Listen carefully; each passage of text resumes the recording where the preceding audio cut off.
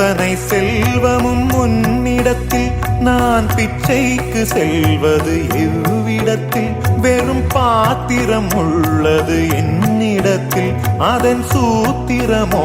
அது உன்னிடத்தில் ஒரு முறையா இருமுறையா பல முறை பல பிறப்பெடுக்க வைத்தாய் புதுவினையா பழவினையா கணம் கணம் தினம் என்னை துடிக்க வைத்தாய் பொருளுக்கு அலைந்திடும் பொருளற்ற வாழ்க்கையும் துரத்துதே